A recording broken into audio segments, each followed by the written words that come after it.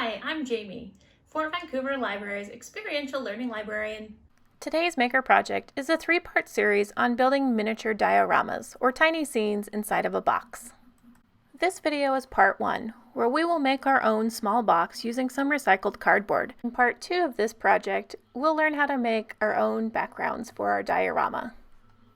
In part 3, we will learn how to make little tiny figures to put in the foreground of our diorama. The supplies you need for this part of the project: some lightweight cardboard, scissors, tape or glue, and a pencil. A really popular craft is to use Altoids tins. So these tins that mints come in, and then when they're empty, you put in different kinds of things. You can put in little toys, like I have this little dinosaur, and you can build like a background for your dinosaur. You can build a little scene over here. So if you have Altoids tins, or any sort of tin like this, I recommend always keeping it. But you don't actually have to have an Altoids tin to make a mini diorama. What I'm gonna do today is make my own box, because that's how I roll. For today's project, you're gonna need some core maker supplies. You're either going to need your own sort of box, or you're gonna need materials to build your own.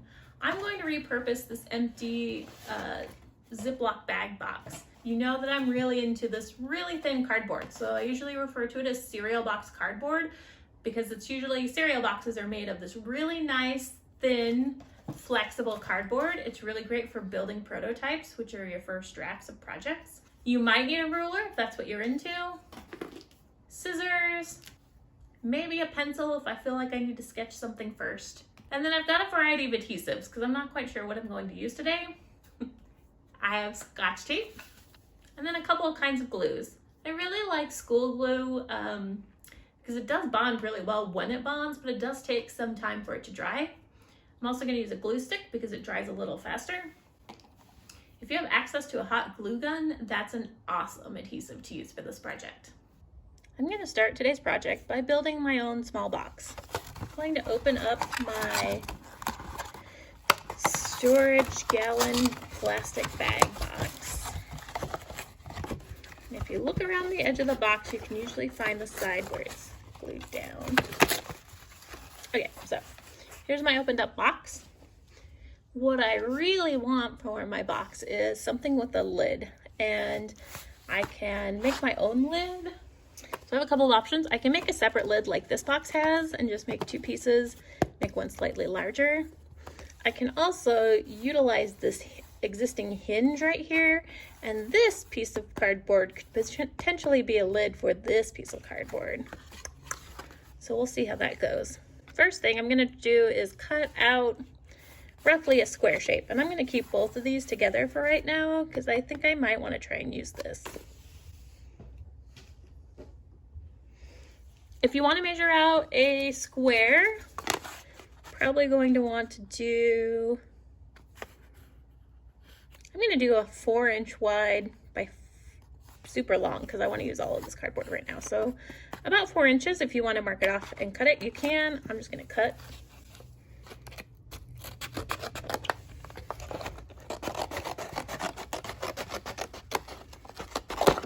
Okay.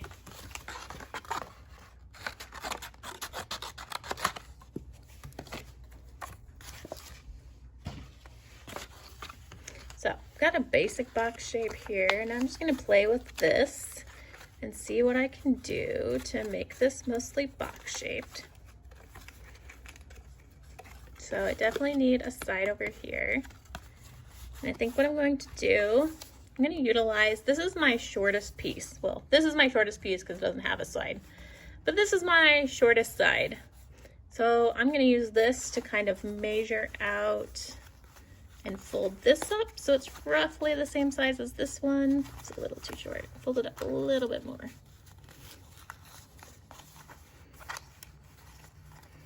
And then I have to tear this cardboard a little bit so that it'll fold in. So that's pretty good on that side. I do like that this has kind of a, if I fold in the edge here, then I have a nice little kind of hinge that will be able to glue in, and that'll hold the side up. So on this other side of the box, so this side is too tall, right? So I'm going to take and cut it down so that it's even with this side here. I hold it up like that. You can get it right there. If you want to measure out those edges, be my guest. All right, so now we have almost a box shape. Hey, hey. And again, I have these existing flaps, so I'm using them to kind of hold it up together. So now I have this far side. And originally I wanted to use this flap thing as a lid.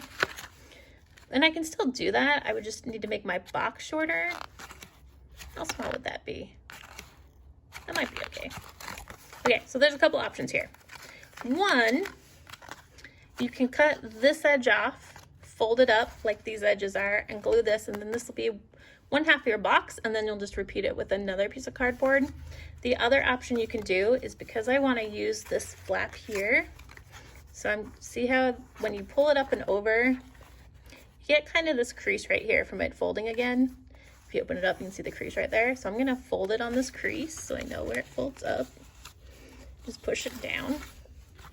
And then I'm gonna have to decide what I'm gonna do here. So my box is too long, right? So I'm gonna have to cut some of this extra stuff off, but I don't wanna cut it right up to the edge of this because I need to leave enough cardboard that I can fold up a flap like this one.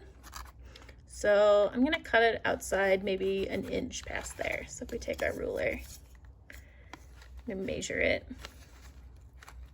an inch. Let's see how tall this flap is supposed to be. It's about 3/4 of an inch. So maybe I should go 3/4 of an inch outside. And that would give me enough to fold it up. Yes, I think that's what I'm gonna do. Okay, so this is the 3/4 mark right here, and it's lined up with the edge of my lid. So I'm gonna go all the way out to where the ruler ends. Well, not where it ends, but see where this line is indicating the end of the inches. I'm gonna make a line there. And then I'm gonna cut the box off from there.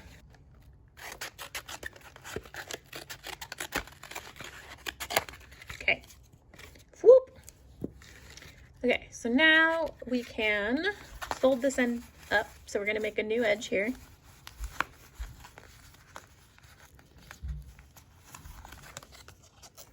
Boop, boop, kind of like that. And then this one already had kind of a notch, so I can just tear it so that it meets at a nice corner. And then this side of my box, you can see neither one of them have a notch cut in it, but when it's folded up, so if I have all my sides folded up here, you get kind of this natural crease here. And if you unfold the box, you can kind of see where there are some lines happening right here. So if I cut into this, I'm gonna cut it this way, it doesn't really matter. Then I give myself a nice little tab and I can fold it up on its other crease line, like this, and like this. And then we've got the lid. The hardest part is holding all this all together while you are prototyping, like that. And then fold this up and over, and that closes, which is good. So now I think I just need to work on the lid piece. Cut into this, just so I can fold it in, and then have a tab right there, like that. And then my lid comes down like this, and then I have these two side pieces.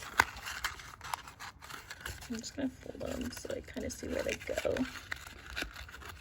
Whoop. It's not too bad. We don't want it to go past the end of the box here. We want it to kind of meet right up with the bottom edge. So I'm just gonna cut this piece off here. Make it kind of nice. And then on the other side, do the same things.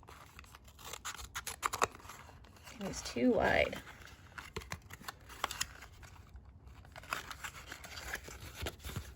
And see how this piece has kind of a notch here too. And fold it.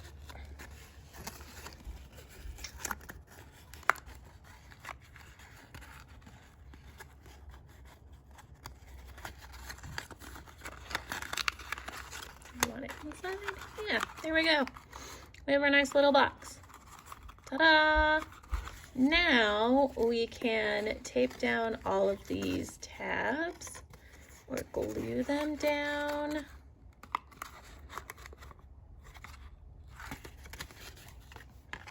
Get rid of the extra cardboard. We don't need this extra cardboard.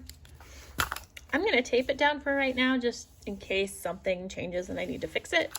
But you can glue it if you want. So I'm just going to take tape and I'm going to, I'll start on this side. So I'm going to tape this tab down to this side of the box. And it might be a good idea to go through one last time and just kind of give a nice good fold on all of the box sides.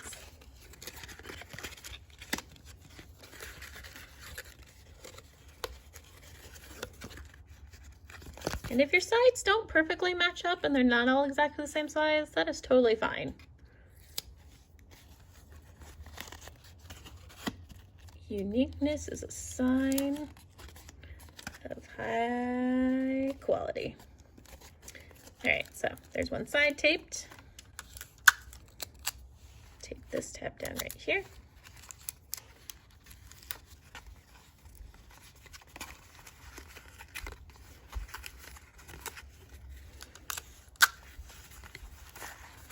Fold the box lid back a little bit, so now I've got another edge for my box.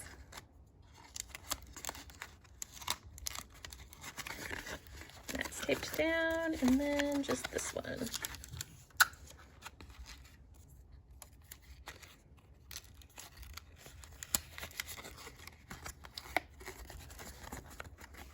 Now, if I wanted to be extra fancy, I could have another piece of cardboard on this edge to tuck in, and then it would tuck in really nicely, but I'm okay with it like it is. I like it. In part 2 of this project, we'll learn how to make our own backgrounds for our diorama.